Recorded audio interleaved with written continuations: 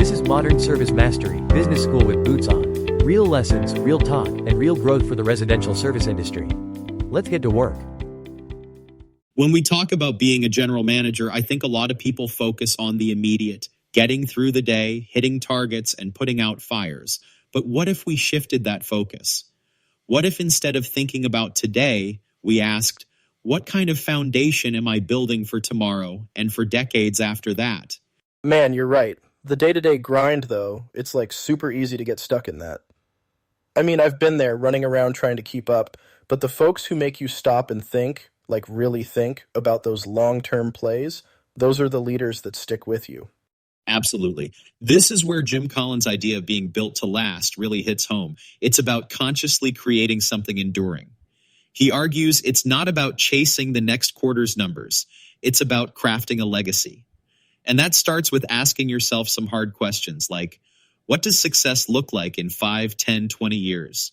You know what? My old GM, man, he was amazing at this. He'd talk to us about the big picture. Like he'd say, it's not just about finishing this job on time. It's about setting a standard for what our team is all about. And honestly, that stuck with me. That's it, Jake. By embedding core values into day-to-day decisions, general managers aren't just running businesses, they're shaping their company's identities. Collins calls this balance: preserve the core, stimulate progress.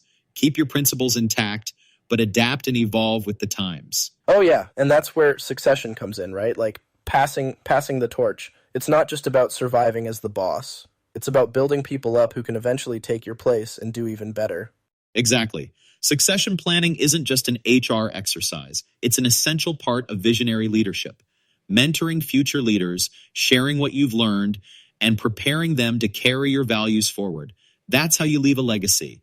And the great thing is, it transforms the team too.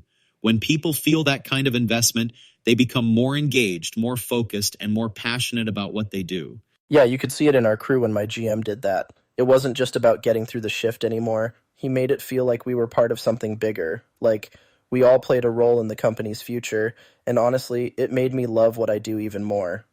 And that right there is the power of visionary leadership. It's not just about where you're taking your company. It's about inspiring people to want to come along for the journey. When you do that, Jake, you're truly building something that lasts. So when we're talking about building something that truly lasts, here's a perspective we don't emphasize enough. As leaders, we've got to think like an investor and an operator at the same time. And yeah, I know that might sound like corporate buzzwords at first, but stay with me, because this mindset can make a big difference. Yeah, because nobody's talking about this. You're either running around putting out fires or, I don't know, sitting in some boardroom dreaming up the next big thing, but not both. So, what do you mean, Mike? It's about balance. As an investor, your focus is on the long game. You're thinking about scalability, sustainability, creating value that lasts decades. But as an operator, it's like you're knee-deep in the daily grind, ensuring efficiency, quality, and keeping everything running smoothly. The challenge is aligning both perspectives so the short-term decisions you make today drive the long-term success you're aiming for. Okay, I get that, but how do you not go crazy trying to juggle both? That's where preserve the core, stimulate progress comes in. Keep your foundational principles steady, the things that define who you are as a leader and what your company stands for. But stay flexible enough to adapt to change. It's like steering a ship. You've got to keep your eyes on the horizon while making sure your crew is rowing in sync. Man, that hits. My crew, for example. I started thinking like this a couple years back. I realized it wasn't just about finishing jobs anymore. It was about showing the guys why the work mattered, how it fit into the bigger picture. And when they saw that, dude, they started taking more pride in everything they did. Exactly, Jake. And pride fuels progress.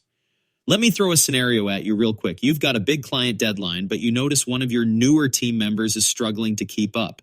Do you focus solely on hitting the deadline, or do you take a moment to teach them so they're better equipped next time? Ooh, man, teaching them for sure. I mean, yeah, the deadline matters, but if you don't build up your people, you're stuck running the whole show yourself forever. Bingo. Investing in people, in their growth, their skills, their commitment, pays dividends. It's like planting seeds for the future. And this applies to every decision you make. Reflect on this, folks. Are your daily actions building the kind of culture, the kind of team that can thrive without you? Oof, yeah, that's heavy. But it's real. I mean, how many times do we just push through the day without stopping to ask, am I building for tomorrow? Let's do that right now. Ask yourself, are you creating clarity around your vision? Are you mentoring the next generation of leaders? And are you embedding your principles so deeply into your operation that no matter what, they'll carry forward?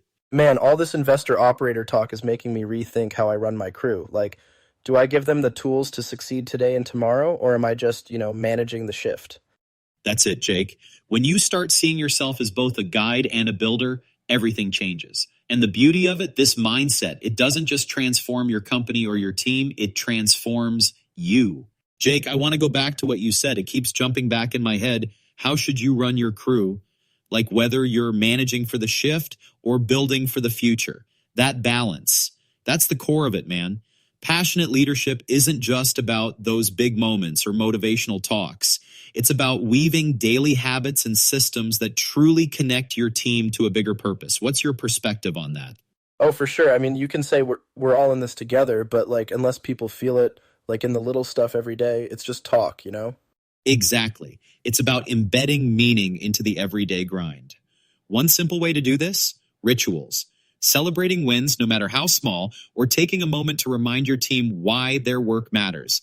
It creates that emotional investment. Man, I love that. My old GM, he'd do something similar. Every Friday, after a long week, we'd line up and he'd go, "What's one thing you're proud of from this week?" And it sounds cheesy, right? But dude, it worked. People started looking for stuff to be proud of instead of just counting down to the weekend. That's leadership in action. He didn't just manage you, he gave everyone a reason to care. And when people care, they bring their best selves to the table. It's like turning a job into a mission.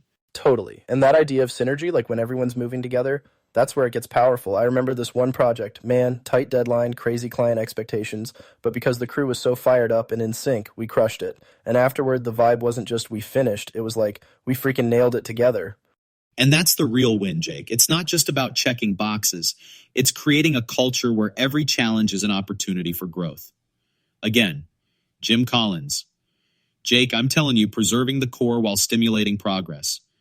When you celebrate your team and align their efforts with the company's vision, you're hitting both marks. Man, wait, so you're saying rituals and focus aren't just feel-good stuff? They're legit tools for progress? Absolutely. It's all about intention and consistency. Reflect on this. Are you, and I mean you, listening right now, leading in a way that makes people love being part of your team? Because when your people care, greatness isn't just possible, it's inevitable. Damn, mic drop, bro. I mean, seriously, that's the heart of it. Turn your team into believers. Believe in the work, believe in each other, and suddenly it's not just work anymore, it's passion. And that passion, it's the difference between a team that shows up and a team that thrives. So let's leave everyone with this. Ask yourself, what's your legacy as a leader? Are you just managing the day-to-day, or are you creating something lasting? And on that thought, Jake, it's been a blast. Let's wrap this up. Yeah, man, I love it. All right, everyone, remember, lead your team, set the tone. And hey, Mike, good call on the name, by the way. I see you're not calling it Bropo anymore. It's PodioBook now. Way cleaner. Yeah, we're growing up. So listen, before we wrap, if this episode sparked something for you, don't keep it to yourself. Share it with your team. Share it with the community. Share your thoughts and ideas and help motivate the people around you. We're not just about learning. We're about building a movement of leaders who turn ideas into action and action into opportunity. If you're showing up, thinking bigger, moving sharper, you're already part of it. Let's build a crew of motivated, action-driven leaders who raise the standard for everybody. Thanks for being part of the movement. Keep leading, keep building, and we'll catch you next time. Thanks for listening to Modern Service Mastery Business School with Boots On. If this episode helped you lead, grow, or think differently, share it with your crew and keep the momentum going.